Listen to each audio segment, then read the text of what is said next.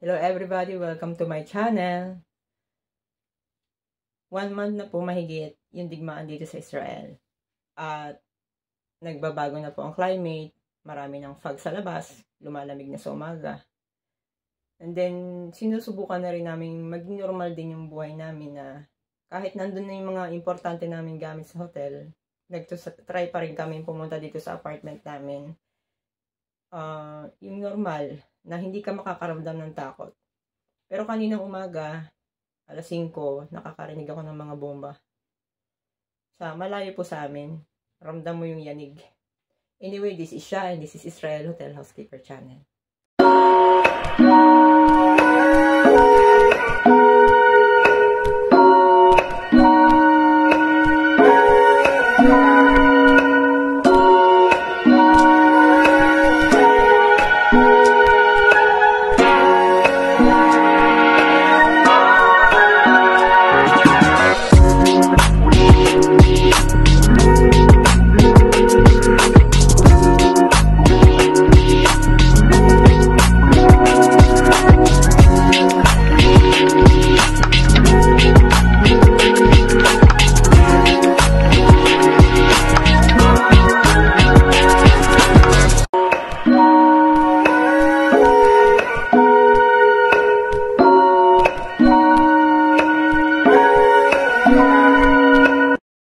Hello! Shoutout to Justin Tenorio at shoutout kay Kuya Larry dyan sa Pangasinan at kila Judith sa anak nila si Justin.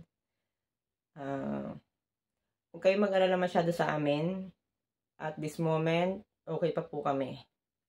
And kahapon, nakijoin kami dun sa pagsisindi ng kandila sa aming hotel.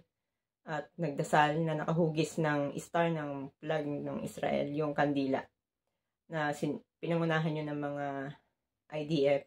Nagdasal sila. At tinanong ko sila kung pwede kaming makijoin doon.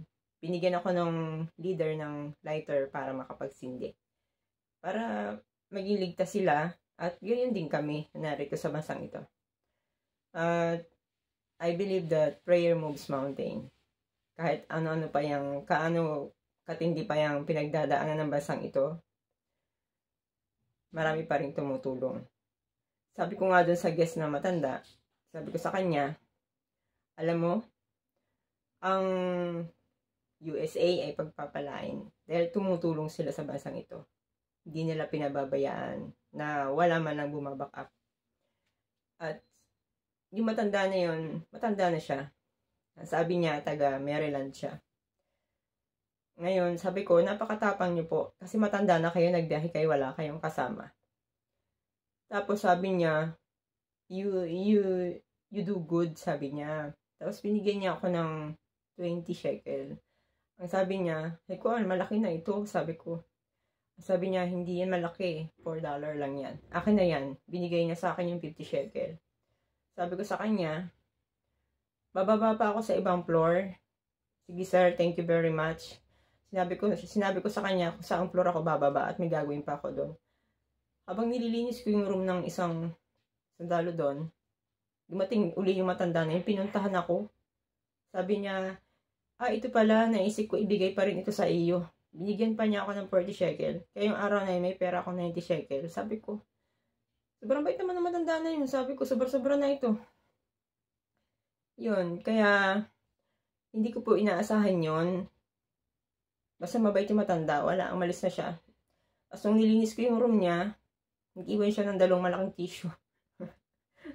Kung ano yung tissue na yun, pwede rin sa CR, pwedeng pang hand towel, pwedeng pang face towel. Tapos may nahulog pang 1 shekel dun sa sahig. Sobrang blessing yun. Kaya gusto ko magsimba sana Sabado kung walang pasok. Siguro yung 10% na binigay sa akin ng matanda na ibigay ko sa simbahan. Okay, bye-bye. Ayan, nakijoin kami dyan. Nagsindi rin ako ng kandila. Diyan ako sa may gitna ng star naglagay ng kandila. Tapos pag uwi dito sa bahay, nagluto ako ng sinigang na manok. Yun ang naging agahan ko. Tapos, yung tinapay na binigay ni Erlinda. Tsaka ni Trill, i-slice, microwave ko tapos in-slice ko para into bite size. Yan.